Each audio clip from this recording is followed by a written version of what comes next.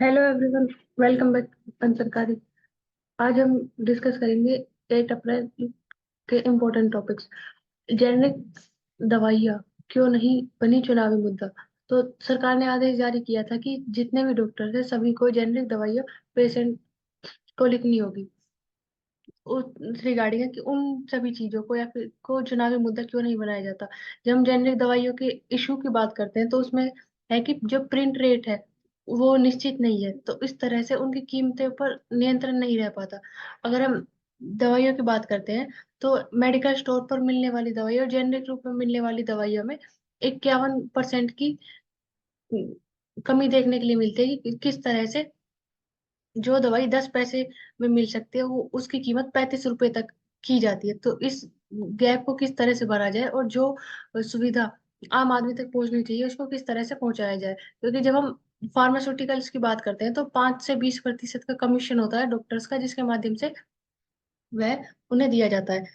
जब हम generic medicine और अन्य मेडिसिन की बात करते हैं तो जेनरिक जो दवाइयाँ होती है वो सोल्ट से बनती है, और उसी सोल्ट के नाम पर जब उस मेडिसिन का नाम रखा जाता है तो उसे जेनरिक मेडिसिन कहा जाता है। लेकिन जब उसे किसी ब्रांड के नाम से बेचा जाता है तो उसे ब्रांडेड दवाई कहा जाता है, लेकिन उसकी जो कीमत होती है उसमें फर्क आ जाता है, क्योंकि पेटेंटशिप का जो कानून है 2007 में बना था उसमें संशोधित किया गया था। उसके बाद उसे दोबारा नहीं किया गया कि कोई भी कंपनी अगर किसी भी दवाई को या किसी भी सूत्र को खोजती है तो वो उसको पेटेंटशिप कर लेती है, और उसके अगले 15 से 20 साल तक वो उस दवाई पर मिलने वाली जो मुनाफा है उसको कमा सकती है उसके रिगार्डिंग। लेकिन जब हम यहाँ पर देखते हैं कि किस तरह से जो इशू होते हैं वो क्या है, इसमें है कि अगर हम बात करते हैं कि जेनरिक दवाइयाँ सभी के लिए कर दी जाए तो उसमें एक इशू ये है कि ये हो सकता है कि किस तरह से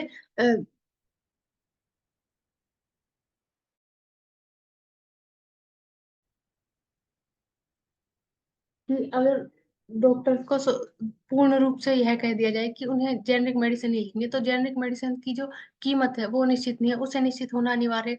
दूसरा है कि जो मेडिकल स्टोर्स है या फिर जो फार्मा सेक्टर है उनका उनके साथ सीधा कनेक्शन संपर्क बनेगा, और वो जो कमीशन डॉक्टर्स को दिया करते थे वो मेडिकल स्टोर को देकर दवाइयाँ किस कौन सी बेचनी है उसमें किया जा सकता है कि किसका उत्पादन ज्यादा करना है किसका कम करना है, तो इस प्रकार की क्षमताएं बढ़ सकती है। उसके अलावा जो ऑनलाइन मेडिसिन मिलती है उनके रिगार्डिंग जो होने वाली परेशानियां हैं वो क्रिएट हो सकती है। तो इन 3-4 तरह की समस्याओं को देखते हुए नियम बनाने की आवश्यकता है, क्योंकि जब हम HIV या फिर लीवर से रिलेटेड या कैंसर जैसी बीमारियों की बात करते हैं, अ, जिसके जब हम जेनरिक मेडिसिन की बात करते हैं तो उसमें 112 गुना या 120 गुना तक का फर्क हमें देखने के लिए मिलता है कि जो दवाई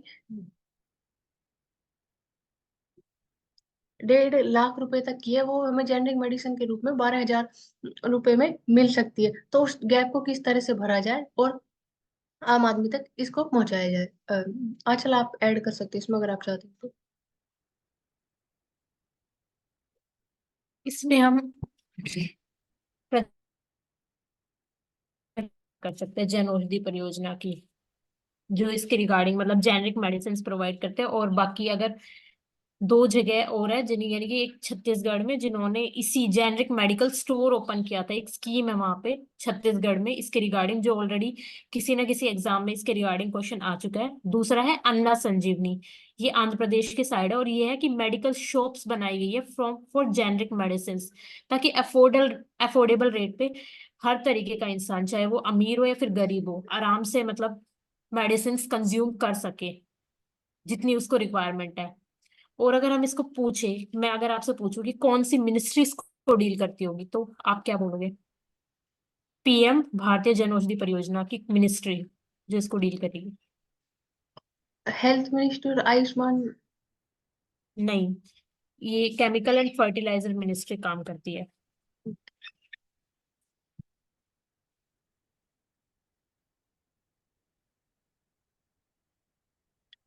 कि जब हम देखते हैं भारत के नेबरहुड फर्स्ट पॉलिसी के बारे में तो उसके रिगार्डिंग देख सकते हैं कि किस तरह से श्रीलंका, UAE और मालदीव जैसे जो पड़ोसी देश है उनकी मदद के लिए भारत हमेशा तत्पर रहता है कि जो यूएई है वहां पर प्याज की बढ़ती हुई कीमतों के कारण निर्यात पर प्रतिबंध होने के बावजूद भी भारत ने वहां पर जो जरूरत की चीजें उनको पहुंचाया। उसके अलावा मालदीव के केस में भी देख सकते हैं कि किस तरह से अ, निरंतर परिस्थितियों के बाद भी भारत ने अपना सकारात्मक दृष्टिकोण नहीं बदला, और जो खाद्य पूर्ति या फिर जो जरूरत की चीजें मालदीव के पास पहुंचानी चाहिए संकट के समय वो उन्हें पहुंचाई।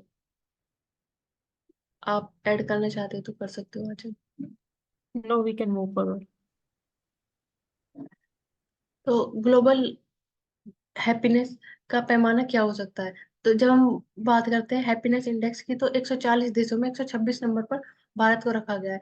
लेकिन यहाँ पर यह है कि जो भी हैप्पीनेस के मापन है, उनके पैमाने, उन सभी को पश्चिमी देशों के ऊपर रखा गया है। तो क्या उन्हीं सभी को माना जा सकता है कि पूर्ण रूप से वही खुशी के पैमाने, कि किसी देश में अगर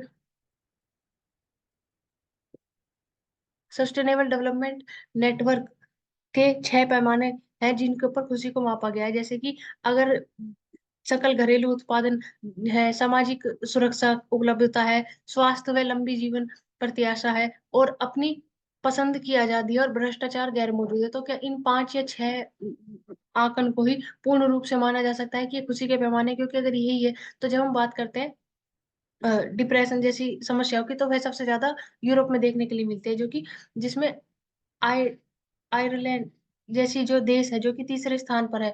लेकिन जब हम डिप्रेशन के मामलों की बात करते हैं तो उसमें वह पहले स्थान पर आती है। तो किस तरह से हम इन चीजों को बांट सकते हैं?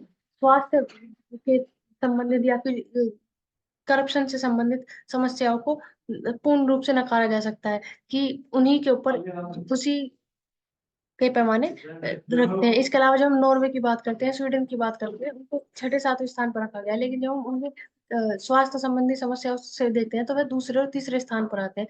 तो किस प्रकार से भौगोलिक स्थिति और अन्य समस्याओं को छोड़कर केवल इन्हीं 5 6 पैमानों को माना जा सकता है? जब हम भारत की बात करते हैं तो हम कह सकते हैं यहाँ पर बहुत सारी असमानताएं हैं, आर्थिक असमानताएं हैं, जाति भेदभाव है, या फिर शिक्षा की या स्वास्थ्य में भिन्नता है। लेकिन उसके प्रति जो डाइवर्सिटी है उनके लेकर अलग पैमाने होने चाहिए ताकि उसको मापा जा सके। आप ऐड कर सकते हो आज इसमें अगर आपको कुछ करना और इसमें अगर हम बोले कि वर्ल्ड हैप्पीनेस इंडेक्स या फिर रिपोर्ट देता कौन है, तो आप बता सकते हो? है। आप बताओ। तो United nation sustainable development social network इसको दे, और इसके अंदर 6 इंडिकेटर्स होते हैं। वो 6 इंडिकेटर्स क्या है जिसके भी आप पे बताया जाता है कि ग्लोब वर्ल्ड हैप्पीनेस इंडेक्स होगा क्या। जैसे कि आपने अभी बताया कि भारत का 110 देशों में से 126वें स्थान पे है वो, और सबसे टॉप किया है फिनलैंड ने। तो हाँ, क्या कारण रहे होंगे जिसकी वजह से उसने टॉप किया और हमारी पोजीशन इन कंपैरिजन मतलब बिलो है? 6 पैमाने। तो हम इसमें 6 इंडिकेट। बोलो। 6 पैमाने वही रखे गए, इसलिए सकल घरेलू उत्पाद, जब जीडीपी की बात करते हैं, सामाजिक सुरक्षा की उपलब्धता, स्वास्थ्य व लंबी जीवन प्रत्याशा, और अपनी पसंद की आजादी, उदारता, और भ्रष्टाचार मौजूद ना हो बिल्कुल भी, करप्शन। यस, कि यही सारे फीचर्स है जिसके यही इंडिकेटर्स है जिसकी वजह से उसकी पोजीशन हाई रही है इंडिया के कंपैरिजन में। We can move forward now. अंग के कारोबार की काली दुनिया। तो कल हमने डिस्कस किया था कि हरियाणा के गुरुग्राम से लेकर बांग्लादेश और अन्य राज्यों में स्थित अंग का जो अंग कारोबार चल रहा है उनको रोकने के लिए एनआईए द्वारा और सीबीआई द्वारा गिरोह को पकड़ा गया। तो इसके अनुसार जब हम बात करते हैं कि पहली बार जब 70 साल पहले मानव का द्वारा यकृत, हृदय, फेफड़े, अग्नाशय, आंत जैसे सफल प्रत्यारोपण किए गए थे, तो इसमें ये थे कि इन 6 तरह के प्रत्यारोपण के माध्यम से व्यक्ति के जीवन की दर को बढ़ाया जा सकता है। जो कि जब हम 1971 की बात करते हैं जहां पर वेल्लोर में प्रत्यारोपण किया गया था। लेकिन उसके साथ साथ जब हम बात करते हैं एक ऐसे प्रकार की प्रणाली भी उत्पन्न हुई है जिसके माध्यम से हम देखते हैं कि किस प्रकार से अंग प्रत्यारोपण के साथ साथ मरीजों को तैयार किया जाता है कि वह पैसे देकर या फिर अन्य किसी लालच के कारण अपने अंगों का दान करे। तो इसके लिए जब हम बात करते हैं तो 1994 में भारत सरकार द्वारा मानव अंगों को उत्तक का प्रत्यारोपण अधिनियम लाया गया था, जिसके तहत अगर कोई भी मनुष्य मानव के अंगों को भंडारण करने की प्रत्यारोपण पर नियंत्रण लगाया गया था, जिसकी धारा 19 में कहा गया है कि वाणिज्य यानी कि अगर पैसे के लेन देन को अंग प्रत्यारोपण में शामिल किया जाता है तो वह एक गैर कानूनी है, जिसके तहत 10 साल तक की जेल और 1 करोड़ तक का जुर्माना लगाया जा सकता है। तो इसके बावजूद भी हम देखते हैं भारत, भूटान, इंडोनेशिया सहित दक्षिण एशिया जैसे देशों में अवैध किडनी बिक्री के इतिहास लगातार चलते आ रहे हैं। तो उनको किस तरह से रोका जाए, इसमें किस तरह के लचीलापन को अपनाया जाए ताकि इन जैसी समस्याओं को रोका जा सके। तो इसके लिए हम 4-5 तरह के कदम ले सकते हैं जिनके माध्यम से इनको उठाया जा सकता है। इसके अलावा जब हम बात करते हैं कि किस तरह से अंगदान की जो प्रणाली है उसको ट्रांसपेरेंट बनाया जाए, तो यह है कि जो जो भी हॉस्पिटल या फिर जो भी चिकित्सक इस पूरी प्रक्रिया में शामिल है वह प्रमाण पत्र दे कि इनके माध्यम से इन जबरदस्ती यह कार्य नहीं किया जा रहा है और उचित प्रक्रिया का पालन किया जा रहा है, और उसकी जिम्मेदारी जो है जो हॉस्पिटल की समिति है उनकी होगी। जब हम बात करते हैं अन्य चुनौतियों की, तो ये कह सकते हैं अपर्याप्त कानून, कि जो कानून है वो पूर्ण रूप से नहीं है, और कानूनी दान और अवैध बिक्री के बीच में अंतर आ जाता है। जब हम स्वास्थ्य सूची की बात करते हैं, स्वास्थ्य राज्य सूची का विषय है, जिसके कारण जब हम कानून बनाने की बात करते हैं तो वहां पर गुंजाइश उत्पन्न होती है। लेकिन भारतीय कानून के अनुसार हम उसमें बदलाव कर सकते हैं अनुच्छेद 249 और 252 के तहत। अनुच्छेद 249 में कहा गया है कि राज्य सरकार राज्यसभा राज्य सूची के किसी भी विषय पर मत 2/3 मतदान कर कर पार्लियामेंट को यह अधिकार दे सकती है कि वह किसी भी राज्य के लिए नियम बनाए। जब हम आर्टिकल 252 की बात करते हैं तो आर्टिकल 252 में कहा गया है कोई भी राज्य अपनी सहमति से पार्लियामेंट को यह अधिकार दे सकता है कि वह उसके किसी भी विषय पर कानून बनाए और अपनी राज्य विधानसभा में विधेयक पास कर कर उस कानून को लागू किया जा सकता है। तो इन अनुच्छेद के माध्यम से जो नियमों में और जो परिवर्तन होने चाहिए उनको अपनाया जा सकता है। इसके अलावा हम देख सकते हैं कि जो अलग अलग देशों के कानूनों के बीच में सामंजस्य से बैठाया जा सकता है कि किस तरह से एक दूसरे के साथ कोऑपरेशन बढ़ाया जाए ताकि इस तरह की प्रणाली को रोका जा सके। दूसरा किया जा सकता है तस्करी में शामिल या जितने भी चिकित्सक को पकड़ा जाता है उनको पारदर्शिता को बढ़ाया जाए ताकि जो इस तरह के इश्यू है उनको रोका जा सके। तीसरा है कि जो मृत्यु के बाद अंगदान किया जाता है उसके लिए जागरूकता बढ़ाई जाए, क्योंकि जब हम भारत की बात करते हैं तो 6 में से केवल एक इंसान मृत्यु के बाद अपना अंगदान करता है। तो उन चीजों को बढ़ाया जाए तभी इन सारी तरह की समस्याओं का निपटारा किया जा सकता है। तो मौजूदा कानून में पड़ोसी देशों के साथ मिलकर इस तरह के सहयोग बनाने की आवश्यकता है ताकि इन सभी अवैध कारोबारों पर रोक लगाई जा सके, ईमानदारी, प्रतिस्पर्धा और जो ट्रांसपेरेंसी है उसको बढ़ाया जा सके। आंचल, आपको कुछ ऐड करना है तो आप कर सकते हो। इसमें हम एक्ट का देख सकते हैं कि ऑर्गन ट्रांसप्लांटेशन से रिलेटेड थोटा 1994 एक्ट काम करता है। और इसका एक यूनिक प्रोविजन ये है कि जो आर्टिफिशियल ऑर्गन्स का जो हम ट्रांसप्लांट करते हैं वो इसके अंदर नहीं आता, वो इसके अंदर रेगुलेट नहीं होता है।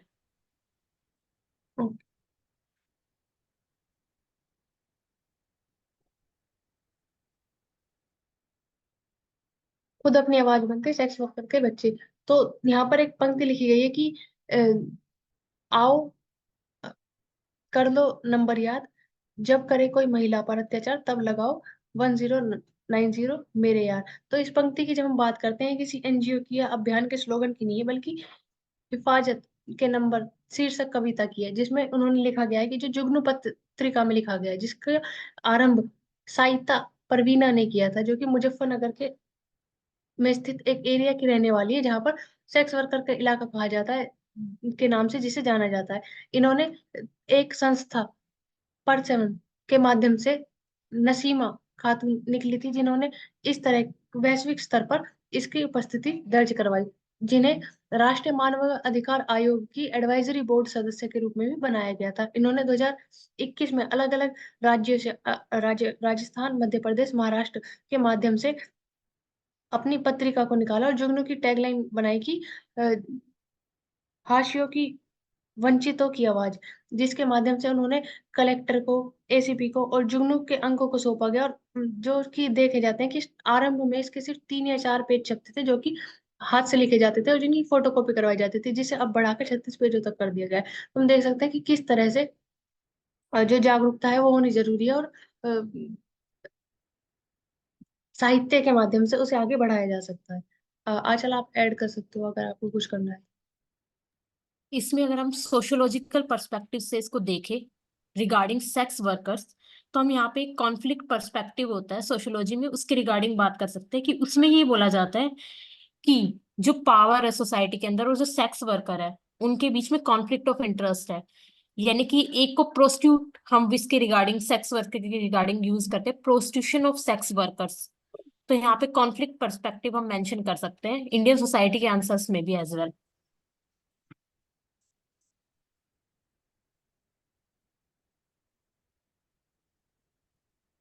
सो next topic is sorted mission. तो रिसेंटली अग्नि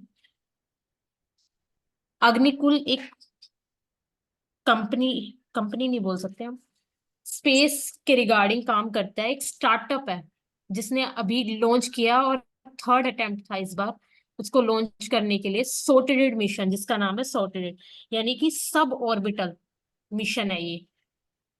और इसमें क्या, इसके जो स्पेसिफिक फीचर्स है वो ये है, सिंगल स्टेज लॉन्च व्हीकल है जिसमें सेमी क्रायोजेनिक इंजन फ्यूल किया जाता है और सब कूल्ड लिक्विड ऑक्सीजन बेस इस पे बनाया जाता है और ये इंडिजिनियसली डेवलप्ड है। तो इसके थ्री थ्री की कंपोनेंट्स है। फर्स्ट है कि एक प्राइवेट लॉन्च पैड है, तो ये भी एक इसका यूनिक फीचर्स कि इंडिया का first private launch pad launch होने वाला है। Next is first semi cryogenic engine. और अगर हम क्रायोजेनिक इंजन की बात करें तो हमने कुछ दिनों पहले चंद्रयान 3 के बारे में बात की थी, वो ऑलरेडी लॉन्च हो चुका है। तो यहाँ पे यूनिक फीचर ये है कि it is India first semi cryogenic engine powered rocket launch vehicle, और जो बेस है 3D प्रिंटिंग पे।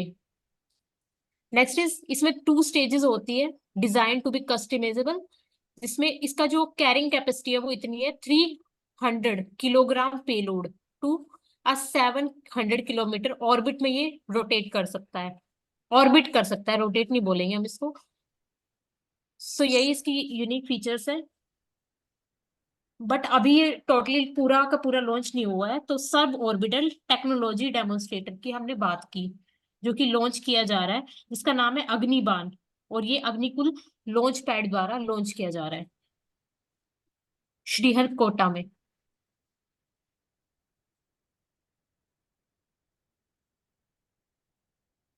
सो next topic is India south Korea international relationship की अगर हम बात करें तो यहाँ पे इस पूरे के पूरे आर्टिकल में ये बोला जा रहा है कि इंडिया और South Korea are trying to strengthen their ties due to geopolitical insecurity.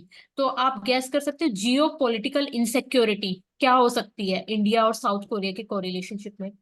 South अगर बात करते हैं तो साउथ चाइना सी में तो चाइना की बढ़ती हुई हेgemony होगी रिगार्डिंग अन्य देशों के बीच में जो ऐड करते हैं तो उसका रिगार्डिंग हो सकते हैं कि किस तरह से जो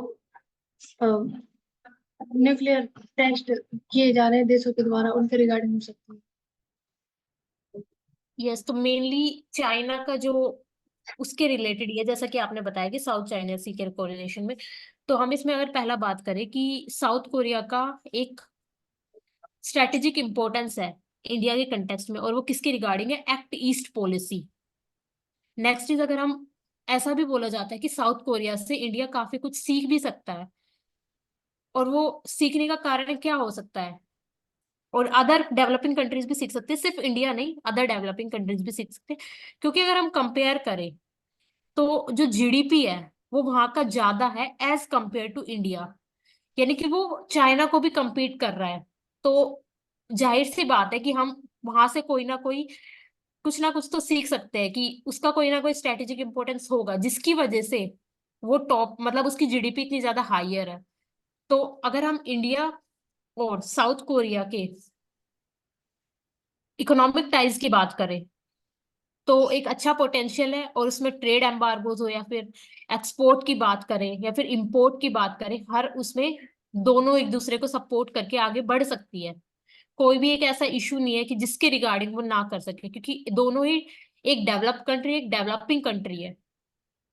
अगर बात की जाए कि एक्सपोर्ट कितना करती है इंडिया को साउथ कोरिया, तो 2.9%, जबकि 24% गोज टू चाइना। तो यानी इसका ये दिखा रहा है कि साउथ कोरिया का जो ट्रेड रिलेशन है वो चाइना के साथ ज्यादा है, लेकिन उसको कॉप अप करने के लिए साउथ कोरिया इंडिया के साथ रिलेशन बढ़ाने की भी कोशिश कर रहा है। और यहीं पे अगर हम इंपोर्ट की बात करें कि इंडिया में आता कितना है, 1.3%, and 1.7% of India's go to South Korea. तो अगर कोरियन पेनिनसुला में देखी जाए कि कौन कौन सी पावर्स है, तो चाइना की हमने बात की, जापान की बात की, रशिया की बात की, यूएसए की बात की। तो चाइना के ट्रेड रिलेशंस को ही मतलब कम तो नहीं करेगा, लेकिन अगर जो जियोपॉलिटिकल इनसिक्योरिटी है उसको कम करने के लिए इंडिया और साउथ कोरिया का ट्रेड रिलेशन इंपॉर्टेंट हो जाता है। तो यहाँ पे हम एक पॉलिसी की बात कर सकते हैं जो कि 2017 में साइन हुई थी, south east Asian nation under the new southern policy. तो ये पॉलिटिकल और स्ट्रेटेजिक कॉपरेशन की बात कर सकते हैं, चाहे फिर वो इकोनॉमिक कॉपरेशन की बात हो या फिर एक्सचेंज के मामले में बात हो, जैसे कि अपने इंपोर्ट और एक्सपोर्ट के बारे में, यानी बैलेंस ऑफ पेमेंट की बात ये कर रहा है। और ऐसा भी देखा जा रहा है, तो एक चाइना इसका ट्रेड रिलेशन बढ़ाने का एक कारण ये भी है कि मान लो अगर चाइना में स्लो डाउन हो रहा है तो उसका इम्पैक्ट तो साउथ कोरिया में की कंपनीज पे भी पड़ सकता है। तो इसलिए उसके पास एक कोई ना कोई अल्टरनेटिव होना चाहिए कि जो उसके उस उन मैन्युफैक्चरिंग में या फिर उसके लिए कंट्रीब्यूट कर सके। तो इसलिए ये ट्रेड रिलेशंस को बढ़ाने की बात की जा रही है। और यहाँ पे एक क्वेश्चन, अगर पीटी के फैक्ट की बात करें तो यहाँ पे हम ये पूछ सकते हैं कि क्वाड्रिलेटरल सिक्योरिटी डायलॉग, क्या साउथ कोरिया उसका मेंबर है या नहीं है? तो हम बोलेंगे south Korea is not a member of it. लेकिन क्वाड प्लस मीटिंग्स में अभी रिसेंटली उसने इसमें पार्टिसिपेट किया था।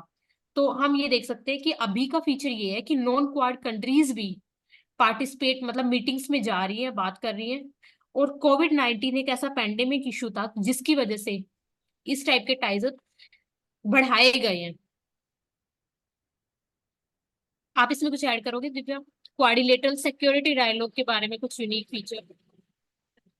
क्वाड की जब हम एक्सपेंड करने की बात करते हैं तो यही बोला जाता है कि साउथ एशिया से और जो वेस्ट एशिया से जो नेबर कंट्रीज है उनको प्रमोट किया जाए, ताकि क्वाड 2.0 तैयार हो, जो पैसिफिक ओशियन की सिक्योरिटी हो या फिर जो रेयर अर्थ मेटल है उनके रिगार्डिंग हो, इन सारे इश्यूज को टैकल किया जा सके। क्वाड के मेंबर्स की बात करते हैं तो Australia, India, USA, Japan. Yes. तो अगर इसमें एक नेक्स्ट टॉपिक की बात करें, यानी कि इसी में ही सब टॉपिक, तो साउथ कोरिया और नॉर्थ कोरिया, अभी हम रिसेंटली देख रहे हैं कि नॉर्थ कोरिया मिसाइल छोड़ रहा है और उससे हमारे साउथ कोरिया पे इम्पैक्ट भी आ रहा है। तो इस सारे कॉन्फ्लिक्ट ऑफ इंटरेस्ट मतलब डेवलप हो रहे हैं धीरे धीरे, चाहे फिर वो न्यूक्लियर थ्रेट्स की बात हो या फिर मिसाइल्स की हो। तो यानी थ्रेट ऑफ कॉन्फ्लिक्ट धीरे धीरे बढ़ता जा रहा है। तो इसके रिगार्डिंग साउथ कोरिया का एक इन्होंने एक टारगेट बनाया है जो कि एक एम्बिगुअस गोल है, अभी कंप्लीटली ये नहीं है। तो फिर वो चाहता है कि world fourth largest weapon exporter country बन जाए वो बाय 2020। तो अभी ये एम्बिगुअस गोल है, let's see what happens in the future. और इसमें हम ये भी देख सकते हैं कि ऑलरेडी यानी कि ये आर्म्स में अच्छा है, वेपनरी में अच्छा है, तो हम यहाँ से बाय भी कर चुके हैं, इंडिया भी बोट कर चुकी है, रशिया भी बोट कर चुकी है, फिर पोलैंड ने भी लिया है। तो हमने क्या बोरो किया था यहाँ से, K9 होविट्जर, ये हम ऑलरेडी इंपोर्ट कर चुके हैं अपनी कंट्री में। तो अब ओवरऑल अगर हम पूरा इसमें क्रक्स इसका बोले, तो हम वट जैसे हमने स्टार्टिंग में बोला था कि साउथ कोरिया से इंडिया लाइसेंस ले सकती है, तो ओवरऑल वो लाइसेंस हो क्या सकते हैं, क्या हमें सीखना चाहिए वहां से ताकि हम भी डेवलपिंग से डेवलप्ड कंट्री की तरफ मूव कर सके।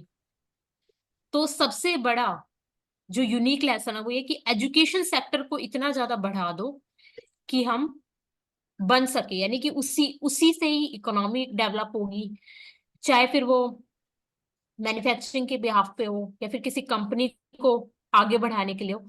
तो यहाँ पे एक मेंशन है स्टीम, स्टीम की फुल फॉर्म है science technology engineering and mathematics field with arts.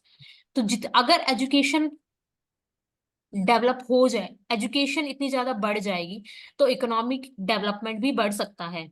लेकिन उसके अलावा हमें ध्यान रखने की क्या जरूरत है कि सिक्योरिटी, इंटरनल सिक्योरिटी को भी मेंटेन रखा जाए, क्योंकि वो एक इंटरट्वाइंड फीचर है। यानी कि जैसे कि ब्रेड हम करते हैं तो उसी तरीके से इकोनॉमिक और सिक्योरिटी भी ब्रीडिंग की तरह काम करती है, यानी वो इंटरट्वाइंड है।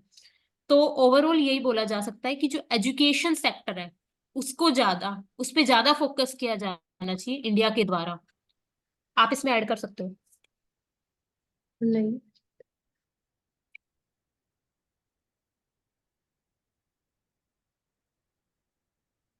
Next is a rare window to the sun.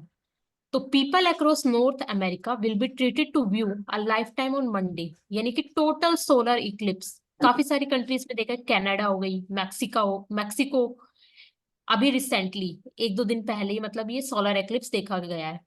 तो व्हाट इज सोलर एक्लिप्स, यहाँ पे हम ज्योग्राफिकल कंसेप्ट की बात कर सकते हैं कि व्हाट इज सोलर एक्लिप्स। तो सोलर एक्लिप्स होता है कि जब अर्थ, सन और मून तीनों एक ही लाइन में है, लेकिन जो मून है वो अर्थ और सन के बीच में आ जाता है, तो उसको बोला जाता है सोलर एक्लिप्स। यानी कि वो जो सनशाइन है उसको डल करने लग जाता है मून बीच में आने की वजह से, जिसकी वजह से सोलर एक्लिप्स होता है। और यहीं पे हम बात करें तो एक टर्म यूज की जाती है सोलर एक्लिप्स के रिगार्डिंग। दिव्या आप बता सकते हो टर्म, हमने कुछ दिन पहले डिस्कस किया था आई थिंक। तो यहाँ पे हम बोल सकते हैं शिगजी, एक वर्ड यूज किया जाता है कि उस वो क्या है, वही इस कारण मतलब कोज ऑफ द इवेंट वही है, elliptical orbits of the earth and the moon together, उसको ही बोला जाता है शिगजी। तो ये टर्म ऑलरेडी एनडीए के क्वेश्चन आ चुका है, उसमें ये टर्म यूज की जा चुकी है। तो हम यहाँ पे पिक्चर में देख भी सकते हैं what are the stages of eclipse. तो इन्होंने दिखाया पहले पार्शियल इक्लिप्स कैसा होता है, देन डायमंड रिंग टाइप कैसा बनता है, ये पिक्चर में दिख रहा होगा, देन वैली बीड्स फॉर्म में बनता है, देन पूरा टोटलिटी, और फिर उसके बाद फिर से ये वाली प्रोसेस स्टार्ट हो जाती है रिवर्स कंडीशन में। तो that's all from this topic कि व्हाट इज सोलर एक्लिप्स, तो ये हम डिस्कस कर चुके हैं। ये एक ज्योग्राफिकल कंसेप्ट है।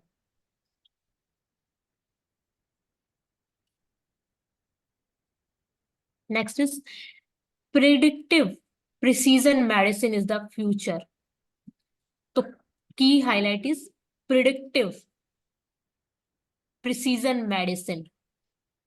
तो कैसे हमारा मतलब ये इज द फ्यूचर, तो इससे हम अगर आइडिया लगाए तो क्या हो सकता है ये। तो ये बात कर रहा है कि जैसे कि आजकल की रोजमर्रा की जिंदगी में नॉन कम्युनिकेबल डिजीजेस बहुत ज्यादा बढ़ती जा रही है। तो जैसे कि यहाँ पे कुछ फैक्ट दिया भी हुआ है कि 41 million people leaves each year in this condition, और 74% डेथ भी हो जाती है वर्ल्ड वाइड। तो इन नॉन कम्युनिकेबल डिजीजेस बढ़ती जा रही है, चाहे फिर वो मिडिल इनकम कंट्रीज हो या फिर लो डेवलपिंग हो या फिर डेवलपिंग हो, यानी कि ये वाली कंडीशंस हर एक कंट्री में देखी जा रही है, वर्ल्ड वाइड फिनोमिनन हो चुका है। तो प्रिडिक्टिव प्रिसीजन मेडिसिन इसका एक सॉल्यूशन हो सकता है। तो क्या होता है ये प्रिडिक्टिव प्रिसीजन मेडिसिन, इसमें ये होता है कि ये डिजीज के जैसे कि अपीयर करती है तो उसको पहले देखा जाता है कि भाई कि हो क्या रहा है, देन उसको एंटिसिपेट किया जाता है, फिर उसको प्रिवेंट करने के सॉल्यूशन।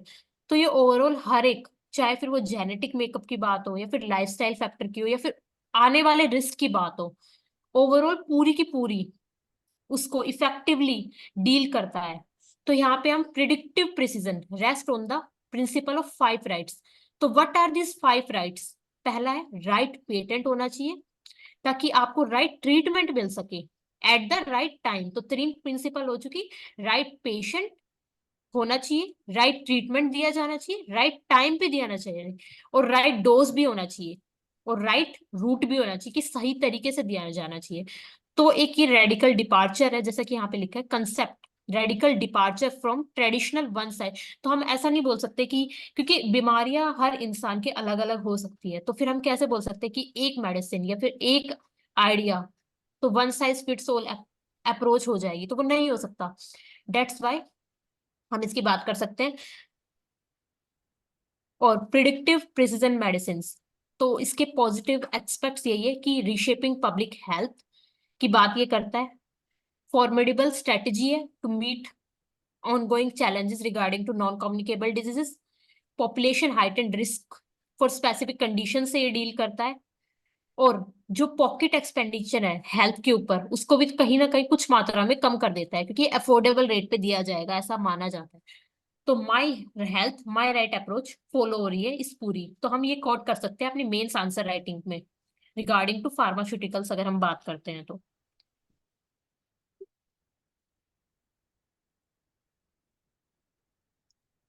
रक्षा निर्यात में उत्साहजनक वृद्धि।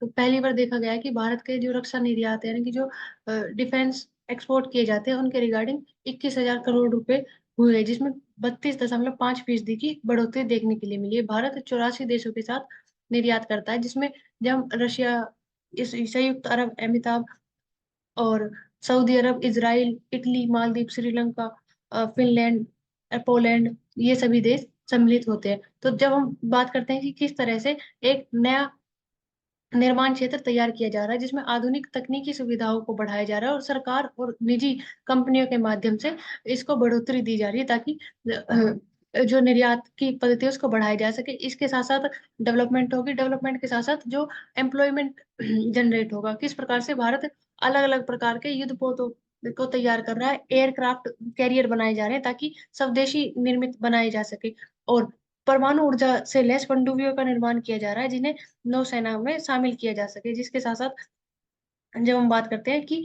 निजी सुरक्षा उपकरण हो गए, तटीय निगरानी के लिए हो गए, HL AHL हेलीकॉप्टर्स हो गए, MU एयर व्हीकल्स हो गए, तटीय निगरानी की प्रणाली के लिए लाइट इंजीनियरिंग पोर्ट्स हो गए, कवच हो गए, तो इन सभी उपकरणों को स्वदेशी रूप से निर्मित कर कर किस तरह से अंतर्राष्ट्रीय खरीद के लिए जो भारतीय उत्पादन की विशेष रुचि है उसको जोड़ा जा रहा है। तो हम कह सकते हैं कि किस तरह से जो अन्य देश है, अंतर्राष्ट्रीय राजनीति पर जो प्रभाव पड़ेगा उसमें भारत का प्रभुत्व बढ़ेगा। उसके अलावा जैसे हम USA, रशिया और जो अन्य देशों के ऊपर आयात के लिए अब तक निर्भरता थी, वो निर्भरता कम होगी, तो भारत आत्मनिर्भरता की ओर बढ़ेगा।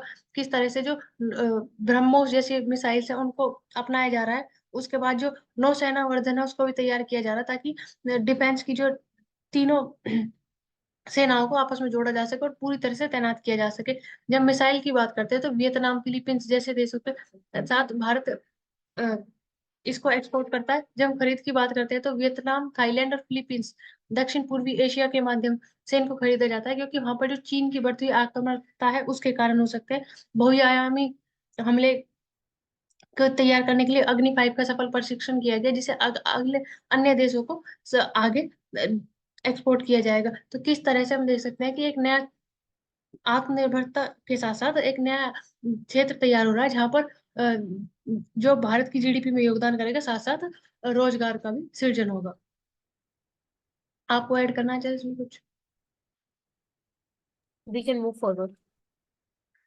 चिपको आंदोलन की बात की गई कि जब हम चिपको आंदोलन की बात करते हैं तो 1970 के दशक में यह आरंभ हुआ था।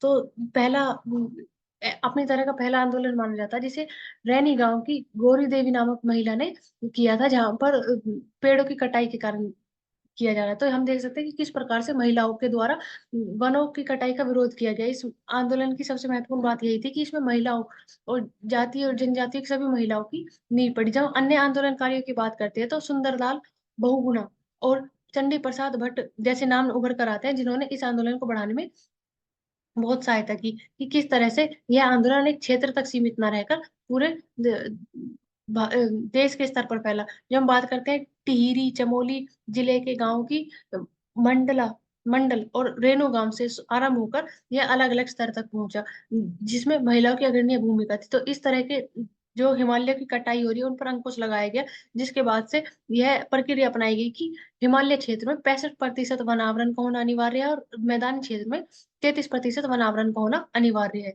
जो कि इस आंदोलन के बाद ही वन नीति में परिवर्तन कर कर इन चीजों को अपनाया गया था।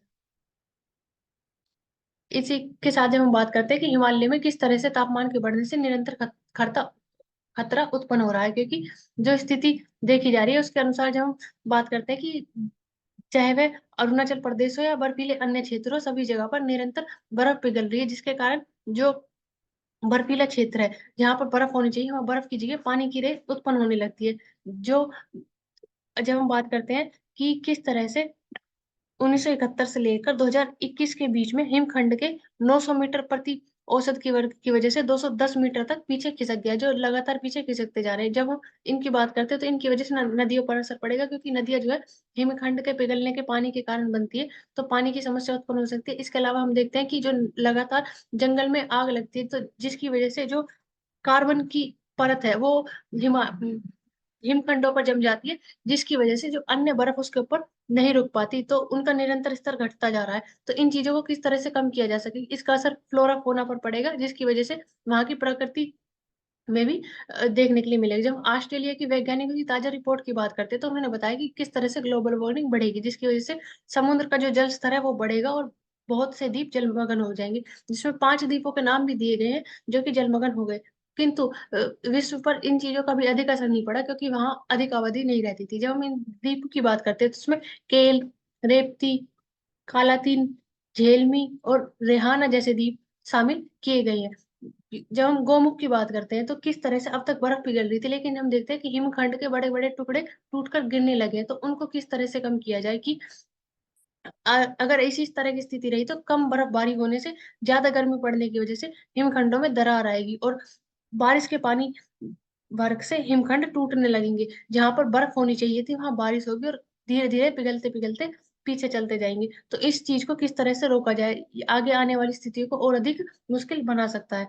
तो 1950 के दशक की बात करते हैं, जहां 3 से 4 मीटर प्रति वर्ष की औसत से घट रहा था, वह अब की स्थिति में 9 मीटर प्रति औसत तक की घट रहा है, जो कि अरुणाचल प्रदेश में देखने के लिए मिलती है कि सबसे ज्यादा स्थिति वहां पर किस तरह से घटती जा रही है। क्योंकि जब हम भारत में हिमालय की बात करते हैं तो यहाँ पर 9,975 हिमखंड है, जिसमें से 900 उत्तराखंड में आते हैं और ज्यादातर नदियां उन्हीं से निकलती है। लेकिन 40% आबादी पेयजल की जो पूर्ति करती है। तो हम इस इन हिमखंडों के टुकड़ों को सिलसिले को कैसे रोक सकते हैं और किस तरह से जीवन यापन को बढ़ाएंगे, क्योंकि बढ़ता हुआ तापमान को रोकने के लिए विराम देने की आवश्यकता है, जिसका कारण है निरंतर औद्योगिकी का होना और मानव की गतिविधियों का बढ़ना। तो उन चीजों पर अंकुश लगाकर ही हम हिमालय को अ, और जलवायु परिवर्तन को रोककर पर्यावरण को बचा सकते हैं। आंचल आप ऐड कर सकते हो इसमें अगर आपको करना है तो।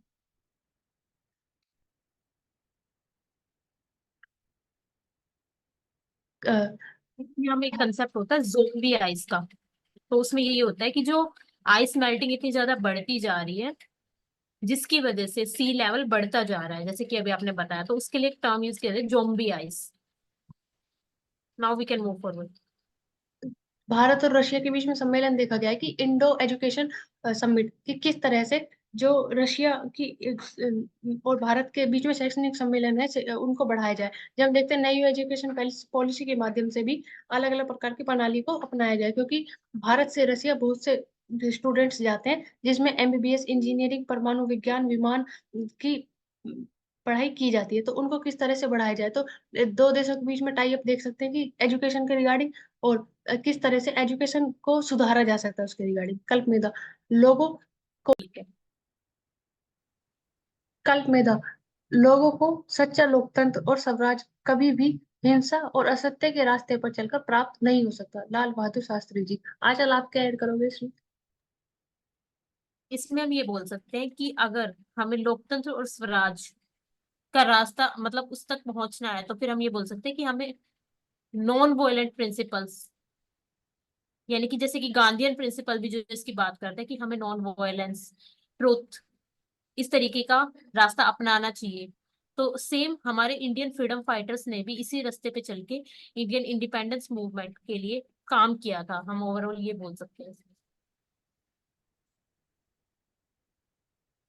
ओकस सुरक्षा समझौते में जापान हो शामिल। तो जब हम ओकस की बात करते हैं तो उसमें अमेरिका, ब्रिटेन, ऑस्ट्रेलिया देश को शामिल किया जाता है, जिसके अंदर जापान को शामिल करने की बात हो रही है। जब वॉशिंगटन जो कि हिंद प्रशांत क्षेत्र में त्रिपक्षीय समझौते साझेदारी की बात करता है। यहाँ पर जब हम ऑस्ट्रेलिया की बात करते हैं तो ऑस्ट्रेलिया को परमाणु ऊर्जा से संबंध चलने वाली हमलावर पनडुब्बियां, यानी कि जो सबमरीन होती है, उनको डिलीवर करने के लिए इसे डिजाइन किया गया है। जिसमें चीन अक्सर समझौते को लेकर खतरनाक बताता है, वह कहता है कि इसके माध्यम से हथियारों की होड़ लग जाएगी और अ, इसलिए समुद्र में इसकी गश्त को कम करने की आवश्यकता है। तो यह एक समझौता है जिसमें 3 देश शामिल है, ब्रिटेन, अमेरिका और ऑस्ट्रेलिया, परमाणु ऊर्जा से चलने वाली हमलावर पनडुब्बियों के लिए, जिसमें जापान को शामिल करने की बात हो रही है। आंचल, आपको कुछ ऐड करना है तो आप कर सकते हो। नो, अभी इसमें और आगे आएगा तो देन हम भी देख लेंगे इस टॉपिक को। तो जब हम बुक्स की बात करते हैं तो बेस्ट सेलर बुक की बात की जा रही है यहाँ पर, कि किस तरह से बेहतर बदलावों की प्रैक्टिस शुरू की जा सकती है। तो जब हम बात करते हैं मानव जीवन की, तो किस तरह से छोटी छोटी आदतों को अपनाकर या बदल कर हम अपने जीवन में बड़े बदलाव कर सकते हैं, क्योंकि वास्तविकता में मोटिवेशन से नहीं, असंख्य छोटे निर्णयों से और बदलावों से हमारे जीवन में परिवर्तन आता है। तो किस तरह जब हम देखते हैं हमारे दिमाग को सिग्नल मिलते हैं या फिर हम कोई सही और गलत में किस तरह के व्यवहार को अपनाते हैं, तो इसका निर्णय कब किया जाता है, क्योंकि वो हमारी आदतों के माध्यम से होता है। जब भी हम कोई कार्य करते हैं तो हमारे दिमाग को संदेश जाता है क्यों, तो उस क्यों के माध्यम से दिए जाने वाले जवाब से यह ऑटोमेटिक हमारे बिहेवियर बन जाता है कि हमें इस तरह से कार्य करना है और इस तरह से कार्य नहीं करना। तो हम उन तरीकों को में परिवर्तन लाकर अपने आदतें बदल सकते हैं। तो आदतों के लिए हम स्कोर बोर्ड जैसी नीतियों को अपना सकते हैं, जिसके माध्यम से हम अपनी गतिविधियों पर नियंत्रण कर सकते हैं कि किस तरह से हम सकारात्मक, नकारात्मक और न्यूट्रल जैसे पक्ष को जान सकते हैं कि किस तरह के पक्ष को हमने अपनाया और किन पैमानों पर हम अपने जीवन को आगे बढ़ा रहे हैं। जब हम नई और प्रोडक्टिव आदतों की बात करते हैं तो उनको हम अपने जीवन में किस तरह से उतार सकते हैं। तो हैबिट स्टैकिंग टेक्नोलॉजी के माध्यम से हम इसका इस्तेमाल कर सकते हैं कि किस तरह से मौजूदा आदतों में हम नई आदतें जोड़ सकते हैं और जो पुरानी आदतें हैं उनको उनमें परिवर्तन ला सकते हैं। तो इस तरह की आदतों को अपनाकर जीवन में परिवर्तन लाया जा सकता है, क्योंकि जो दिमाग की रीप्रोग्रामिंग जरूरतें हैं हम उनको आसानी से निर्मित कर सकते हैं, ताकि उन्हीं गलतियों को हम बार बार ना दोहराएं। जब हम टेम टेस्ट बिल्डिंग टेक्नोलॉजी की बात करते हैं तो इसमें ब्लड बैंक लूप जैसी संचालित होती है, जो कि डोपामिन के माध्यम से होती है। तो डोपामिन एक हार्मोन है, तो उसको हम किस तरह से परिवर्तित कर सकते हैं, या फिर जब हम देखते हैं कि किसी गेमिंग या फिर किसी अन्य प्रकार की हैबिट में या फिर किसी नकारात्मक सोच के माध्यम से जो डोपामिन हार्मोन उत्पन्न होता है उसके ऊपर किस तरह से महसूस किया जा सकता है, इच्छाओं को किस तरह से रोका जा सकता है, उसके लिए कार्य किया जा सकता है। इसमें टेम टेस्ट बिल्डिंग टेक्नोलॉजी को प्रयोग किया जा सकता है, जो हमारी इच्छा शक्ति को बढ़ा सकता है और हमारे कार्य करने की क्षमताओं को बढ़ा सकता है, तथा इस तरह के होने वाले परिवर्तन को रोक सकता है। तो बेहतर सेल्फ कंट्रोल, आत्म नियंत्रण के लिए आवश्यक है कि हम लुभावनी स्थितियों की तरफ कम ध्यान दें और जो हमारे लिए आवश्यक है उस पर अधिक ध्यान दें। क्योंकि जब हम बात करते हैं अरस्तु की, तो वह भी इस बात को कहते हैं कि जब मैं बाजार में कुछ खरीदने के लिए निकला तो मुझे वहां बहुत सारी चीजें पसंद आई, किंतु जब हम ये सोचते हैं कि इनके बिना भी हमारा जीवन चल सकता है, तो वह अधिक महत्वपूर्ण है कि कम चीजों में किस तरह से हम अपने जीवन को आगे बढ़ाते हैं। आजकल आप ऐड कर सकते हो इसमें अगर आपको कुछ करना है तो। ये टेम्पटेशन बिल्डिंग टेक्निक आप बता सकते हो क्या होता है इसके अंदर? वो यही है कि जब हम कोई भी हमारे अंदर आदत होती है तो हम उसे लूप फीडबैक लूप के माध्यम से हमारे दिमाग में संचालित हो जाती है कि अगर कोई गेम खेल रहा है तो उसे गेम की आदत है, वो बार बार गेमिंग करेगी तो वो डोपामिन रिलीज होता है। तो उस चीज को किस तरह से रोका जाए, अपनी इच्छा शक्ति को किस तरह से और अधिक दृढ़ बनाया जाए ताकि हम उन चीजों को कम कर सके। ओके। तो अंगोला, जो रेतीले तट पर ज्योतिमय आकृति बनाने की परंपरा। तो मध्य अफ्रीका के देशों में अगोला नामक यह परंपरा प्रचलित है, जिसे रेत में जो ज्योमेट्रिक आकृति है उनको बनाया जाता है और पेंटिंग बनाया जाता है, जिन्हें सोना कहा जाता है। तो इनके माध्यम से प्राचीन कहानियों को और जो अन्य ज्ञान है उसको नई आने वाली पीढ़ी को सौंपा जाता है। इसके माध्यम से इसे तर्जनी और कनिष्ठा के माध्यम से किया जाता है। तर्जनी उंगली और कनिष्ठा उंगली होती है। तर्जनी होती है सबसे छोटी उंगली, कनिष्ठा उंगली होती है जो अंगूठे के बराबर में होती है। उसके माध्यम से बनाया जाता है, ताकि आर्ट के तरह से बनाया जाता है। इसका इस्तेमाल पढ़ाने के लिए यूनिवर्सिटी में गणित में और मानवीय विज्ञान को पढ़ाने के लिए किया जाता है, और इसे सोने नाम से जाना जाता है, जो कि डेकोरेटिव आर्ट के रूप में इस्तेमाल किया जाता है। आर्ट को यूनेस्को ने इंटेंजिबल हेरिटेज की सूची में शामिल किया, जो कि परंपरा के संरक्षण के रूप में विशेष प्रयोग किया जाता है। इंटेंजिबल में भारत के 15 नृत्य को शामिल किया गया है। आंचल, आपको ऐड करना है इसमें कुछ? नो, ये अच्छी है, मतलब मेंस के आंसर्स राइटिंग में हम इसको यूज कर सकते हैं कि अगर हम एजुकेशन सेक्टर में बात की जाए तो इस तरीके की एक्टिविटी कैसे हेल्पफुल हो सकती है कि प्रैक्टिकली आप कर रहे हो। एआई को मजबूत देने के लिए इंटरनेट से डाटा चुरा रही गूगल और मेटा जैसी कंपनियां। तो यहाँ पर चिंता जताई गई है कि किस तरह से जब हम रीपर नामक एक स्पीच रीग्लिशनिंग टूल की बात करते हैं, तो वह यूट्यूब की जो ऑडियो फॉर्मेट है, यानी कि यूट्यूब पर जितने भी वीडियो है उन सभी को ट्रांसक्राइब कर कर एआई मॉडल के अंदर ट्रांसफर किया जा रहा है, ताकि जो भी उनके अंदर डाटा है वह उसको इस्तेमाल कर सके। उसके अंदर चाहे वह मूवी से संबंधित है, चाहे वह गानों से संबंधित है, या फिर एजुकेशन से संबंधित है, कि सभी तरह की वीडियो का एक रीस्टोर किया जा रहा है, जिसके regarding open AI data store के तहत कॉपीराइट का उल्लंघन किया जा रहा है। तो इस तरह की कॉपीराइट और लाइसेंसिंग के मुकदमे देखने के लिए मिल रहे हैं। लेकिन इस तरह की परिस्थितियों को किस तरह से रोका जा सकता है कि एआई को मजबूत बनाने के लिए इंटरनेट पर मौजूद अन्य चीजों को, कंटेंट को चोरी किया जाए और उनके अंदर शामिल किया जाए। तो इसको किस तरह से रोका जाए, क्योंकि पिछले 10,000 से अधिक लोगों ने एआई कंपनी पर कॉपीराइट की शिकायत दर्ज की है। तो आजकल आप ऐड करोगे इसमें कुछ? नहीं, we have already discussed on this. तो यहाँ पर हम देख सकते हैं ग्रीन बैंक का कॉन्सेप्ट, कि अमेरिका में ग्रीन बैंक से इको फ्रेंडली प्रोजेक्ट को बढ़ावा मिलेगा। तो ग्रीन बैंक एक नॉर्मल बैंक की तरह ही जो बैंक है, जो कि व्यवसाय के लिए, और जो व्यक्ति टेक्नोलॉजी के माध्यम से, इंफ्रास्ट्रक्चर के माध्यम से वे उन्हें धन उधार देते हैं। लेकिन उसमें एक शर्त ये होती है कि उस प्रोजेक्ट के माध्यम से जलवायु परिवर्तन के कारण प्रदूषण में कमी होनी चाहिए, और वह पर्यावरण को कोई नुकसान ना पहुंचाए, जिसके जरिए यह लोन प्रदान करती है। तो यूएसए द्वारा यह तकनीक अपनाई गई है, जिसमें वह 8 नॉन प्रॉफिटेबल संस्थान को $500 मिलियन से 6.9 बिलियन तक का बजट देगा।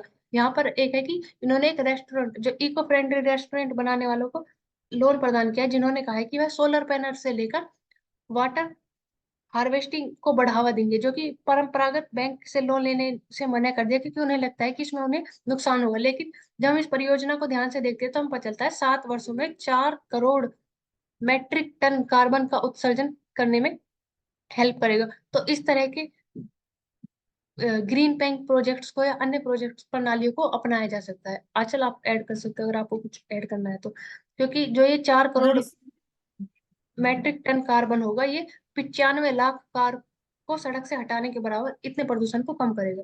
आंचल, आप ऐड। और इसमें हम रिसेंटली, जैसे अभी आपने रेस्टोरेंट की बात की थी, तो हमने असम में अराकू नाम से एक रेस्टोरेंट खोला है जो कि रीजनरेटिव एग्रीकल्चर के बेस पे है। तो वो भी ग्रीन बैंक मतलब इसी तरीके से क्लाइमेट चेंज में हेल्प करेगा कि हम कैसे कॉप अप कर सकते हैं उस कंडीशन से। हाँ, क्योंकि ग्रीन बैंक छोटे व्यापारियों को मदद करेगा। जिस तरह से मुद्रा है, तो उसके साथ इको फ्रेंडली प्रोजेक्ट्स को भी प्रमोट किया जा सकता है, इस तरह की पहल को अपनाया जा सकता है।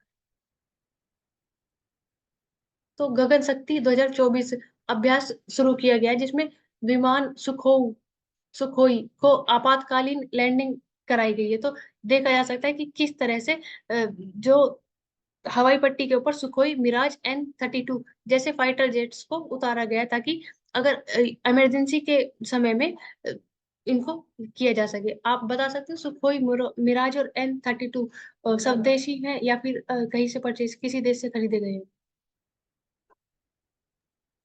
इंडिजीनियस है।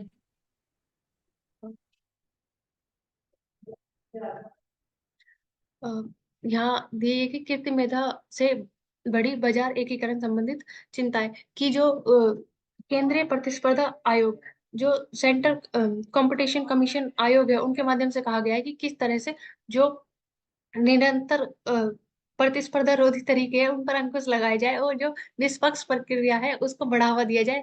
इसके लिए जो कृत्रिम मेधा के पहलू है उनके ऊपर कार्य करना अनिवार्य है, और उसके लिए एक नियमित रूप से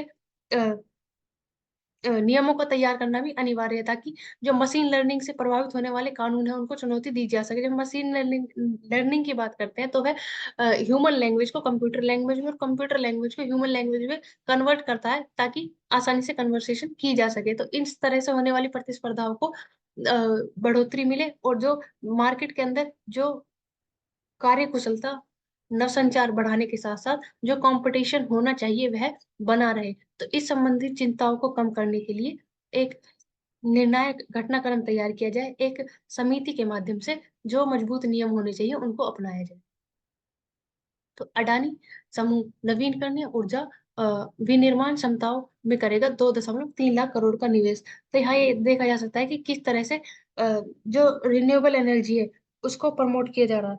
यहाँ पर है कि सबसे देश की सबसे बड़ी नवीनकरणीय ऊर्जा company Adani Greens Energy Limited Gujarat के कच्छ में खावड़ा में सौर ऊर्जा और पवन ऊर्जा से पैदा होने वाली बिजली की क्षमता को बढ़ाएगा, जो कि 2 गीगावाट से बढ़ाकर 30 गीगावाट तक का बढ़ाने का लक्ष्य रखा गया है 2030 तक के लिए, जिसमें 1.5 लाख करोड़ का निवेश किया जाएगा। और अन्य जगहों पर भी जो 6-7 गीगावाट की इस तरह की परियोजना है उनमें 50,000 करोड़ रुपए का निवेश किया जाएगा। तो यहाँ देख सकते हैं कि किस तरह से नवीनकरणीय ऊर्जा की तरफ बढ़ा जा रहा है। और अडानी समूह तो यहाँ पब्लिक प्राइवेट पार्टनरशिप को भी प्रमोट किया जा सकता है। आपको ऐड करना है चलिए इसमें। दीदी बिल्कुल। इंडोनेशिया के अशांत पेपुआ क्षेत्र, तो यहाँ पेपुआ क्षेत्र की बात की जाती है तो यह विश्व का सबसे बड़ा सोने की खदानों में से एक है। जब यहाँ शहर की बात करें तो ताबा गुआपुरा के निकट है, जो कि सबसे बड़ा सोने की खदानों का क्षेत्र है। यहाँ चलने वाले विरोध की बात की जा रही है, लेकिन जब हम एग्जाम परस्पेक्टिव से देख सकते हैं कि विश्व के सबसे बड़े सोने की खदानें इंडोनेशिया के पेपुआ में पाई जाती है। राहत शिविरों से 24,000 विस्थापन मतदान डाले जाएंगे। तो ये देखा जा रहा है कि किस तरह से जो विस्थापित लोग हैं उनको भी उनके मताधिकार को प्रदान किया जाए, उसके लिए विशेष मतदान केंद्र बनाए गए हैं, ताकि उनको आसानी से मतदान किया जा सके। इसके लिए अनुसूचित जातियों का दर्जा देने के लिए जो मैती समुदाय की पहाड़ का मुद्दा उठा हुआ है उसको एकजुट आंदोलन को करने के लिए भी मणिपुर में भी इस तरह के हमले ना हो, और वहां पर जो दूसरे चरण में लोकसभा के चुनाव पूर्ण रूप से हो सके उसके लिए भी प्रबंध किए गए हैं, ताकि लोगों के मन में जो वोट को लोकसभा के चुनाव को लेकर और वोट को लेकर नकारात्मकता का भाव है उसको कम किया जा सके, और जागरूकता के साथ साथ एक फ्री एंड फेयर इलेक्शन कराए जा सके। इसके लिए है कि वहां पर जो अर्धसेना का बल है उसको तैनात किया गया है, वीडियो की निगरानी रखी गई है, प्रवेश मार्ग और निकासी मार्ग का भी ध्यान रखा गया है, ताकि और जो नेताओं को वहां संवेदनशील क्षेत्र में प्रचार करने के लिए किसी भी प्रकार के पोस्टरों का या फिर अन्य सामग्री के प्रयोग करने से राज्य में मना किया गया है, ताकि सभी व्यक्तियों को चुनाव के लिए बढ़ाया जा सके। क्योंकि जब हम मणिपुर की बात करते हैं तो वहां पर 20 लाख मतदाता है, जिसमें महिलाओं की संख्या पुरुषों की संख्या से मतदान में अधिक है। इस प्रक्रिया को और इस पर निरंतर विश्वास बनाए रखने के लिए विभिन्न कदम उठाए गए। तो आम चुनाव में जो मतदान फीसदी की बात की जाती है वो 67.40 से भी कम रही। तो इनको किस तरह से बढ़ाया जाए, इसके लिए मतदान मतदाता को मतदान केंद्र तक पहुंचना अनिवार्य है, जिसके लिए अलग अलग प्रकार की जो मुहिम है वो निर्वाचन आयोग द्वारा चलाई गई। जैसे हमने देखा था कि उन्होंने कॉलेजेस में और स्कूल्स में मतदाताओं को प्रमोट करने के लिए एक नियमित कार्यक्रम आरंभ करवाए थे। इसके अलावा टर्निंग 18 अभियान शुरू किया गया है, जिसके माध्यम से सोशल मीडिया के माध्यम से युवाओं को बताया जा रहा है कि युवा पहली वोट का क्या महत्व है तथा उनके मतदान का क्या मूल्य है, उसको समझाने के लिए टर्निंग 18 जैसे अभियानों को आरंभ किया गया था। हम यहाँ देख सकते हैं कि श्रीनगर में लोकसभा चुनाव में डाक मतपात्र के माध्यम से 52 वर्षीय महिला ने मतदान किया। तो डाक मत पात्र का प्रयोग किया जाता है, जैसे जो लोग वोट नहीं डाल सकते उनके द्वारा, जो लोग जो सैनिक है उनके के द्वारा, अर्धबलों के द्वारा डाक मतपात्र के माध्यम से वोट किया जाता है। आचल आप ऐड कर सकते हो इसमें अगर आपको कुछ करना है। इसमें एक स्कीम होती है जो अभी रिसेंटली चलाई गई है, लोकसभा पोल्स के लिए चलाई गई है, उसका नाम है वोट फ्रॉम होम स्कीम। और इसकी जो गाइडलाइन है वो ये है कि ये फैसिलिटेट करती है पार्टिसिपेशन, जो कि एज्ड 85 और उसके ऊपर की जो एज के एल्डरली पर्सन होती है उनके लिए, या फिर इसमें वो पर्सन इंक्लूड होंगे 40% डिसेबिलिटीज है जिसके अंदर, तो उनको ये सारे फीचर्स दिए जाएंगे। मतलब हर पर्सनैलिटी के लिए नहीं है, ये भी हम बोल सकते हैं। तो इसमें कोई पर्टिकुलर गाइडलाइन होती है। तो चुनाव में किस तरह से पोर्टफोलियो निवेश सतर्क हो गए, यहाँ देखे गए हैं। आप ऐड कर सकते हो चल पोर्टफोलियो निवेश एफपीओ के बारे में। You can add. तो किस तरह से जो विदेशी मुद्रा को किया जाता है उसके रिगार्डिंग शेयर मार्केट में जो बदलाव देखने के लिए मिलते हैं उसके रिगार्डिंग देखा जा सकता है। इक्विटी में देखा जा सकता है कि किस प्रकार अगर किसी भी कंपनी में जो शेयर है उसमें कितनी इक्विटी होगी, बॉन्ड के माध्यम से और डेटा मार्केट के माध्यम से जो परिवर्तन आने के हमें देखे जा रहे इलेक्शन के माध्यम से। क्योंकि किस तरह से शेयर मार्केट पर भी उसका प्रभाव पड़ रहा है कि 325 करोड़ रुपए निकाले गए, और जब हम पूरे उसकी बात करते हैं तो 1215 करोड़ रुपए का विदेशी निवेश अब तक हो चुका है। तो किस तरह से देश में होने वाली कार्यों के माध्यम से शेयर मार्केट पर भी फर्क पड़ता है। तो केंद्रीय ऊर्जा मंत्री ने राज्यों को सचेत किया है कि लोक लुभावनी योजनाओं तब तक ठीक है जब तक राज्य के पास पर्याप्त धन है। तो हम देखते हैं कि अलग अलग राज्यों के द्वारा चुनाव के लिए या फिर अन्य वादे किए जाते हैं जिन्हें पूरा करने के लिए पर्याप्त धन होना अनिवार्य है। उसके लिए कहा गया है कि किस तरह से फ्री बिजली या बस सर्विस या किसी भी प्रकार की श्रेणी को कराने से पहले इस बात का ध्यान रखना अनिवार्य है कि पर हर चीज के उत्पादन का एक मूल्य है। तो उस मूल्य को अगर नहीं दिया जाएगा, भुगतान नहीं किया जाएगा, तो वह उत्पादन नहीं होगा। तो उसके रिगार्डिंग यहाँ पंजाब के रिगार्डिंग कहा गया है कि किस तरह से 47,000 करोड़ रुपए का कर्ज लिया गया है ताकि मुफ्त में बिजली प्रदान की जा सके। तो इस तरह के कार्यों से राज्य को बचना चाहिए ताकि वह कर्ज में ना डूबे। आंचल आपको ऐड करना है तो आप ऐड कर सकते हो इसमें कुछ। No, we can move forward. तो यहाँ कुछ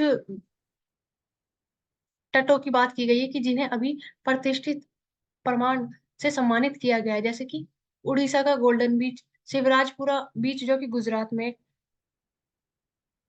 कलप्पड़ बीच जो कि केरल में, घोगला बीच जो कि दमन एंड दीव में आएगा, राधानगर द्वीप जो कि अंडमान निकोबार में है, कारसकोर बीच जो कि कर्नाटक में है, पदुबद्री बीच जो कि कर्नाटक में है, अ, रसीकोड़ा बीच जो कि आंध्र प्रदेश में है, कोवलम जो कि तमिलनाडु में है, ईडन बीच जो कि पांडुचेरी में है, और थुमडी बीच जो कि लक्षद्वीप और मिनिकॉय में होगा, अ, कदमत बीच जो कि लक्षद्वीप में होगा। तो इन 12 बीचों को प्रतिष्ठित सम्मानित किया गया है।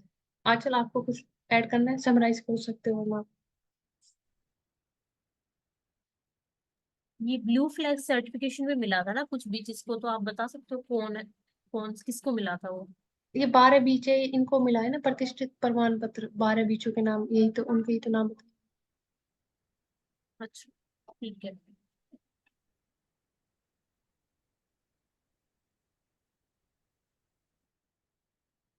Thank you for watching, like share subscribe to answer.